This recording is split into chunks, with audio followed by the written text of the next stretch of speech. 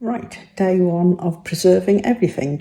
I was cleaning out the pantry this morning and came across this bucket of honey that had been put to the back of the pantry, and it had solidified, so it weighs about £9. So I pulled it out of the pantry. I've sat it in my car because it's been a scorcher of a day. It's now evening time. So I sat it in the car. It has now liquefied and I'm going to pour it into some jars.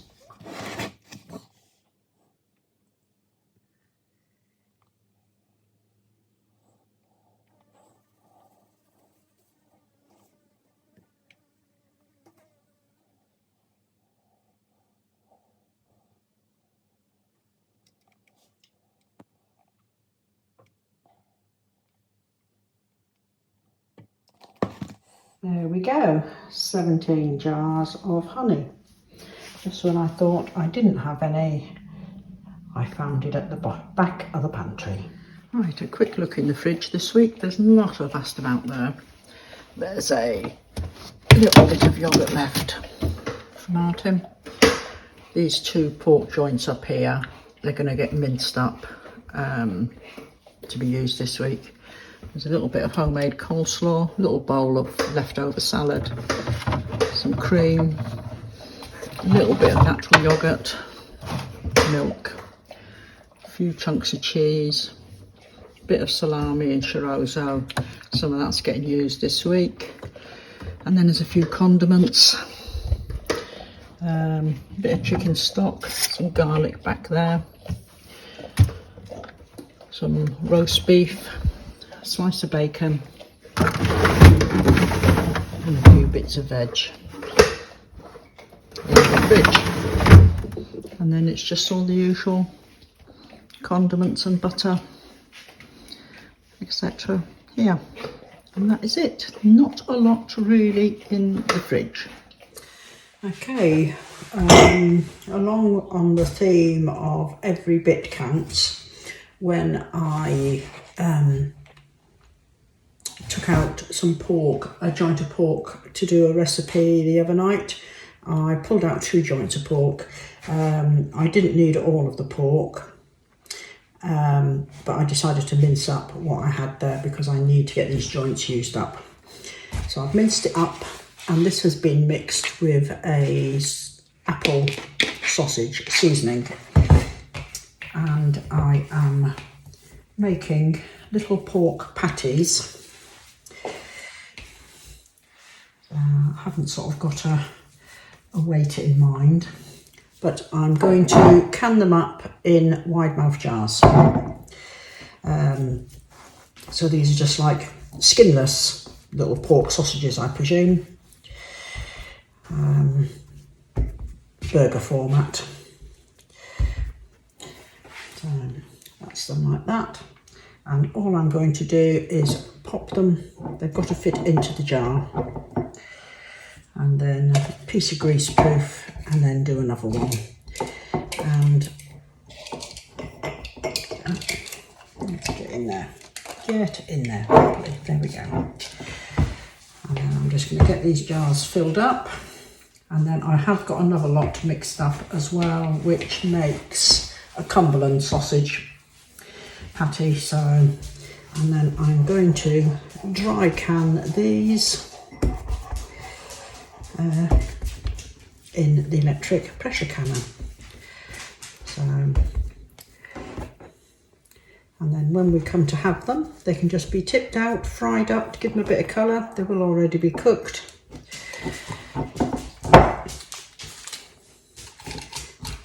So I don't know how many I'm going to get out of this. I think I've got about 800 grams of meat, which has been seasoned and it's been sitting overnight.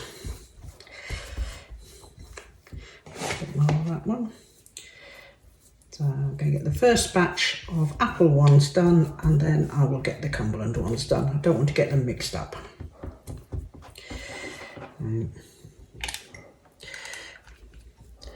As well, I think I'm going to probably get 4 in a jar. So, and these are, what size jars are these? These are pint. 1 pint wide mouth jars. So getting 4 in each one will be quite good, because that will be enough for the 2 of us. There we go. There. So that's it. It's 4 in there, greaseproof in between. So I'm going to carry on with that, and I'll come back to you when I'm ready to can them. Right, I've got 3 jars done, or 3 jars filled, I should say. I'm dry canning them, so I haven't added any liquid. So each one has got 4 patties in. I'm doing them in the Instant Pot. So select the canning, and I want to do, because it's raw meat, 90 minutes.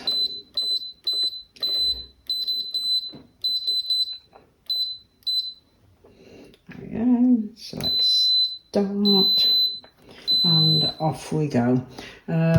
This is cold canning, so it's cold meat, cold water, and which is the usual form. So that's 90 minutes, and then they'll be done. So I'm now going to get the other batch ready, so that when these come out, the next batch can go in.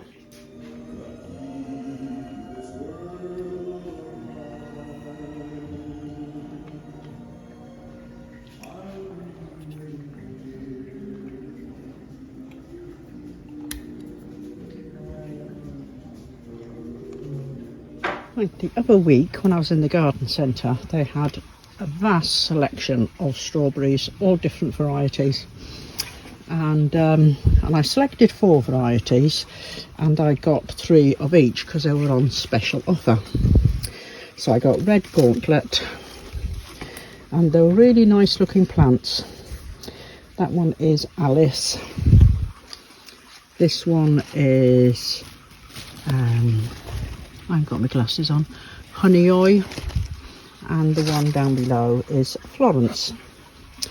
And I thought they'd look nice in my tower, so I thought I'll stack my tower up and plant them up in that. Now I've done the tower before and I had great success with it. The only problem is, because it doesn't seem to hold a lot of moisture, it dries out very quickly.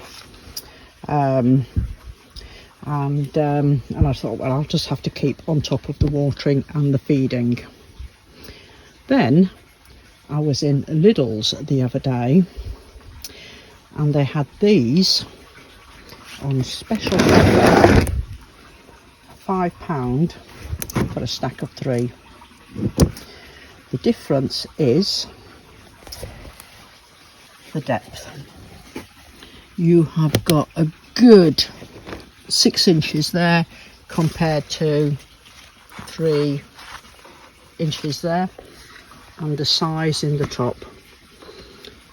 Let me just show you, lift this one on. Right, they are just a fantastic size. So I bought, oops, I've got no way to put that now. Yeah, so there you go, you can see the difference in the depth to that. So I bought 2 sets for £10. At the time, actually, I had a voucher for Lidl's. You spend £25 and you got £5 off. And so I bought milk and cream and stuff like, general stuff like that we use.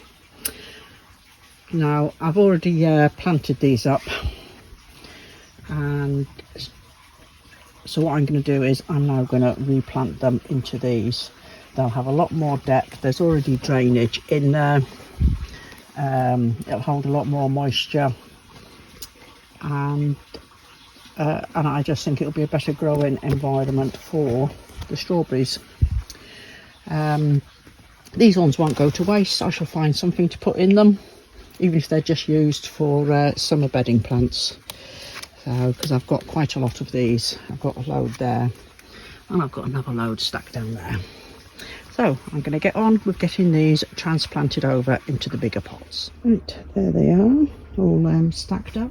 They do interlock together. They've got a tiny little lip there that locks onto the lower layer. I've put these on the bigger Lazy Susie instead of that the other ones were sitting on, which means I can actually rotate them round so all the sides get sun. I've got 2 left. I'm going to go back down the garden centre at some point and see if they've got some more of the strawberries in different varieties to what I've already got. Left over from last night, we have some beans and courgettes, and there's garlic in there. It's all been cooked in paprika. There's a few bits of olives, and there's a few bits of chorizo, and it's left over from doing this. It's supposed to serve 2, but far too much there for the 2 of us. So what is left, I'm going to make a soup out of. I've pulled a couple of smoked hops out of the freezer, so they're going to be the base for the soup, and then this lot is going to go in, and I think that'll be quite a nice tasty soup. So there we go. I shall show you it when it's done. I'm going to cook the hocks first in Instant Pot. So and pressure cooker down. I think I did them for the 45 minutes. So there we go, that's that done. And once all that is done, then I'll add the beans and courgettes and any other little bits of veg I can find lurking in the bottom of the fridge. Now I'm in the Polytunnel, and tonight we're having a Thai green curry. So I've been growing some Thai spinach. So that, I'm going to pick some of those leaves, some off each plant.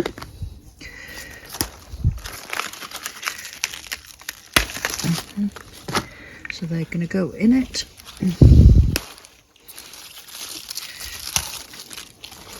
They're quite a nice thick juicy leaf.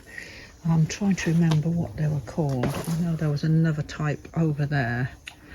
I didn't. Oh, I have kept the label. Look, aren't I good? Right.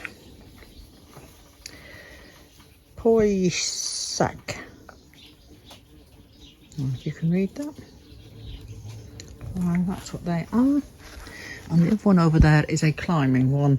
Now it could do with something else to climb up there, so I might have to sort a bit of that out. I'm also going to throw in a few sweet potato leaves. Oops.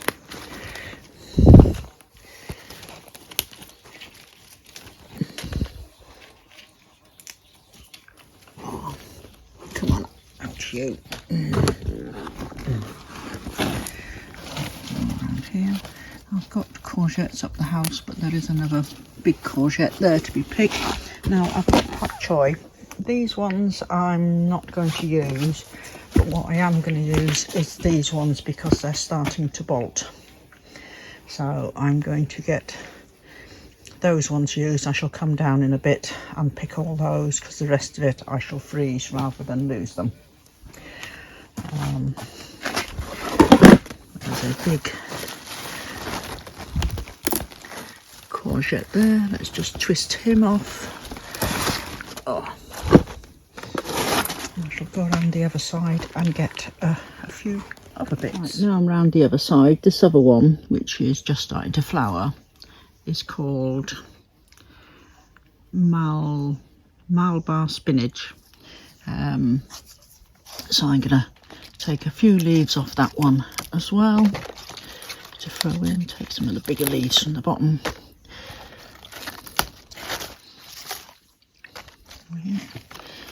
Take a couple of big leaves off this one.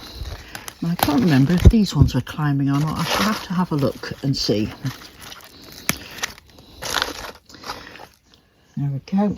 And I'm going to take one of the green peppers. This plant has got quite a few on it. There's a big green pepper here. So I think, yeah, because this needs a bit more air circulation around it. So I'm going to take that big green one off, and that can go in as well.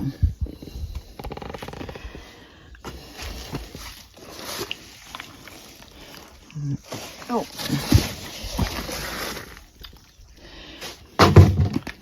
There we go. I've got onions up the house and a few other bits to go in it. So yeah, that's the basis for tonight's dinner.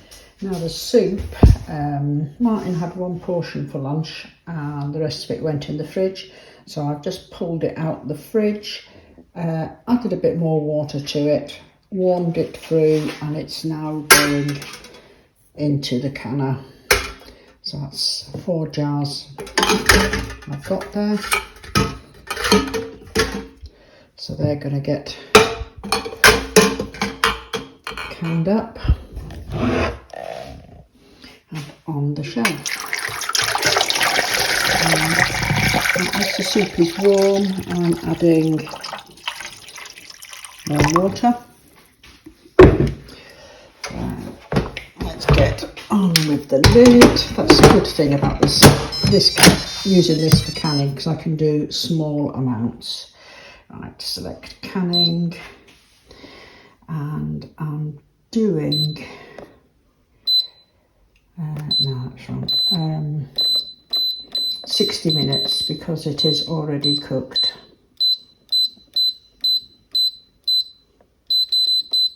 That's it. Right, and we're going to natural venting, start, off it goes. Right, so that will be another 4 jars on the shelf. Right, that's the soup out of the canner, all done. Once it's cooled, I can get it labelled and into the pantry on the shelf. And that wraps up this week and the first 3 days of Every Bit Counts challenge. Let me know down below if you're taking part in the challenge, and then I can pop over and have a look at your channel as well. It would be great to join up with other people who are taking part. So thank you very much for watching, and I'll catch up with you again next week after we've done another whole week of preserving. So take care everybody, and goodbye.